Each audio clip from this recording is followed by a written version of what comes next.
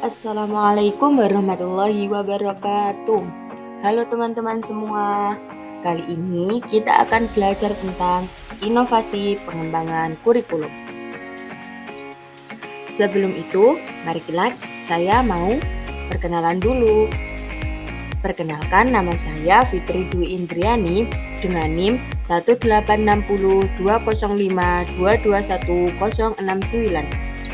Selanjutnya yaitu saya dari kelas PGMI 3D. Kali ini kita akan belajar tentang inovasi pengembangan kurikulum. Yang pertama yaitu program belajar jarak jauh. Program belajar jarak jauh adalah proses belajar mengajar yang dilakukan secara jarak jauh melalui penggunaan berbagai media komunikasi. Tujuan pembelajaran daring, pembelajaran jarak jauh adalah memudahkan komunikasi penyampaian materi ajar dalam bidang pendidikan yang dilakukan jarak jauh. Contoh dari program belajar jarak jauh yaitu ketika waktu COVID yaitu daring. Yang kedua yaitu manajemen berbasis sekolah atau MBS. MBS merupakan pendekatan politik yang bertujuan untuk mendesain ulang pengelolaan sekolah dengan memberikan kekuasaan kepada kepala sekolah dan meningkatkan partisipasi masyarakat dalam upaya perbaikan kinerja sekolah yang mencakup guru, siswa, komite sekolah, orang tua, siswa, dan masyarakat. Selanjutnya yaitu pembelajaran konstektual. Pembelajaran konstektual adalah konsep belajar yang membantu guru mengkaitkan antara materi yang diajarkannya dengan situasi dunia nyata.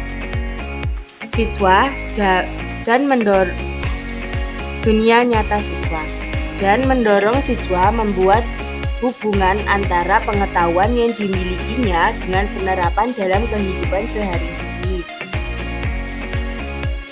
Selanjutnya yaitu esensi inovasi. Esensi inovasi alam pengembangan kurikulum adalah suatu proses penting yang bertujuan untuk meningkatkan kualitas pendidikan dan relevansi kurikulum dengan kebutuhan masyarakat, siswa, dan dunia kerja. Beberapa aspek penting dalam esensi inovasi dalam pengembangan kurikulum yaitu yang pertama, ada relevansi dengan kebutuhan masyarakat, fleksibilitas, pembelajaran berbasis kompetensi, yang terakhir yaitu pendekatan berorientasi pada siswa. Selanjutnya yaitu saluran komunikasi. Nah, dalam hal ini, saluran komunikasi dapat berupa media interpersonal dan media massa. Saluran interpersonal adalah saluran yang melibatkan pertemuan tatap muka atau sumber dan penerima antara dua orang atau lebih. Misalnya, rapat atau pertemuan kelompok, percakapan secara langsung. Sedangkan saluran media massa adalah alat-alat penyampaian pesan yang memungkinkan sumber mencapai suatu audiens dalam jumlah besar yang dapat menembus batasan waktu dan ruang. Misalnya, ada radio, televisi, film, dan surat kabar. Selanjutnya yaitu faktor waktu. Faktor waktu dalam inovasi pengembangan kurikulum mengacu pada pertimbangan terkait dengan jarak, jangka waktu, atau jadwal yang terlibat dalam proses perubahan, perancangan, dan implementasi kurikulum baru. Selanjutnya yaitu sistem sosial. Inovasi terkait dengan sistem sosial berupa adat istiadat, budaya, norma, dan nilai-nilai.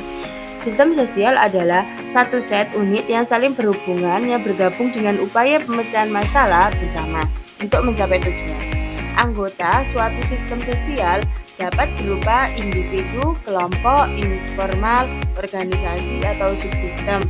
Proses difusi dalam kaitannya dengan sistem sosial ini dipengaruhi oleh struktur sosial, norma sosial, peran pemimpin dan agen perubahan, tipe perubahan inovasi, dan konsekuensi inovasi. Selanjutnya yaitu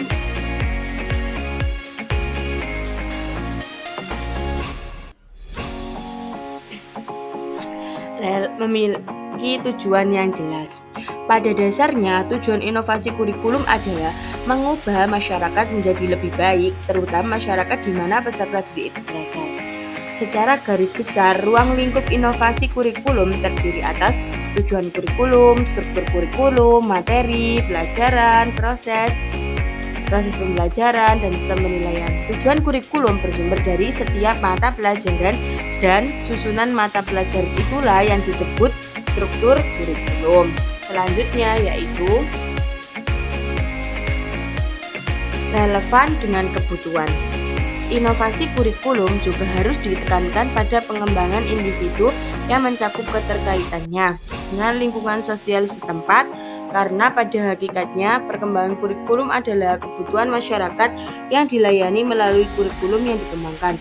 Kurikulum disusun untuk mewujudkan tujuan pendidikan nasional dengan memperhatikan tahap perkembangan peserta didik dan kesesuaian dengan lingkungan serta perkembangan ilmu pengetahuan. Oleh sebab itu, inovasi kurikulum harus mengacu kepada upaya pencapaian tujuan pendidikan. Selanjutnya yaitu dilakukan secara sistematis.